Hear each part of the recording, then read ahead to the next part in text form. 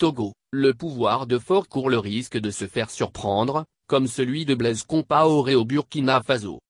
Le bras de fer qui se joue depuis plusieurs semaines au Togo autour de la réforme de la Constitution ne pourra se terminer que si les différentes parties acceptent de rejoindre la table des négociations.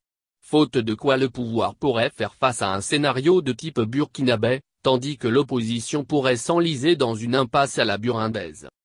Au Togo, la crise sociopolitique se résume à ces quelques mots, équilibre de la terreur. Et elle tient en une question, jusqu'à quand ? Jusqu'à quand le pouvoir sera-t-il en mesure de camper sur sa stratégie, simple mais jusque-là efficace, d'empêcher par tous les moyens les manifestants d'approcher les sièges des institutions névralgiques de la République ? Jusqu'à quand l'opposition persistera-t-elle dans sa stratégie, simpliste mais jusque-là inefficace, consistant à inciter les manifestants à s'emparer des sièges des mêmes institutions?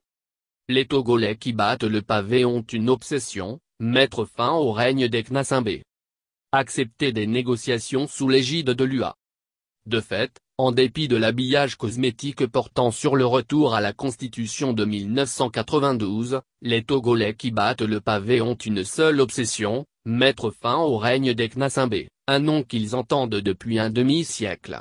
Ceci est le fond du problème et, sans doute, la seule piste vers une sortie de crise. Des solutions réalistes s'offrent aux protagonistes. La condition première serait que chaque camp accepte d'aller à la table des négociations, sous la facilitation de l'Union africaine. Un facilitateur, notez que je ne dis pas médiateur, comme le Ghanéen Nana Akufo-Addo pourrait ainsi aider les parties à s'accorder sur l'essentiel, à savoir l'intérêt supérieur du Togo. Les discussions devraient se tenir au Togo entre pouvoir et opposants, pour aboutir à un accord inter-togolais. Celui-ci devrait inclure au moins 4 solutions, lesquelles semblent à portée de main à condition que chacun comprenne qu'en cas d'échec, il court le risque de tout perdre. Comme au poker. 4 pistes de sortie de crise. Solution numéro 1, retour à la Constitution de 1992. Il est nécessaire que le bout de phrase qui nourrit tous les fantasmes, en aucun cas, nul ne peut exercer plus de 2 mandats, soit inscrit dans le texte, parce qu'il sera son fétiche protecteur à l'avenir. Solution numéro 2, formation d'un gouvernement d'union nationale avec un Premier ministre de consensus, acceptable par tous.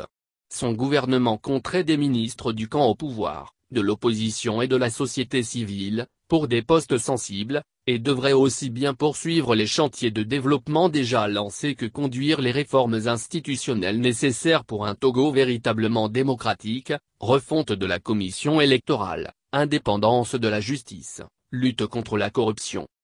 Le pouvoir de fort court le risque de se faire surprendre, comme celui de Blaise Compaoré au Burkina Faso. Solution numéro 3, maintien de Faure Gnassingbé, au pouvoir jusqu'à la fin de son mandat, en 2020. Celui-ci devra prendre un engagement solennel devant l'Afrique, quant à sa volonté de se plier à la Constitution et à l'accord. Cette perspective effraierait certains dirigeants mais elle a le mérite de préserver l'UNIR, le parti au pouvoir, d'un éclatement au cas où les choses tourneraient mal. À l'opposé, les opposants, qui ont encore en mémoire le revirement spectaculaire de Gnassingbé père, en 2002, auront sans doute des réserves. Mais nous sommes en 2017, Faure n'est pas Eyadema, et en 1992 une mesure avait fait défaut lors des discussions, l'amnistie générale. Les opposants risquent de se laisser entraîner dans une impasse politique, à l'instar des opposants burundais. D'où la solution numéro 4, vote d'une loi d'amnistie, d'une part pour tous les dirigeants de la transition, y compris le président de la République, et d'autre part pour tous les prisonniers politiques, récents ou anciens. Les uns et les autres peuvent, par orgueil ou par fausse appréciation de ses forces, refuser ces solutions qui visent à préserver la dignité de chacun et à éviter à tous l'humiliation.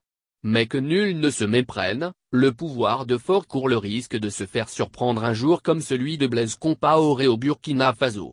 Et les Jean-Pierre Fabre, Tikpi Atchadam et autres opposants risquent de se laisser entraîner dans une impasse politique, à l'instar des opposants burundais, lesquels ont commencé une révolution qu'ils ne peuvent pas terminer. Que chacun garde bien ces 2 schémas en tête et joue la carte de la râle politique qu'il détient dans son jeu.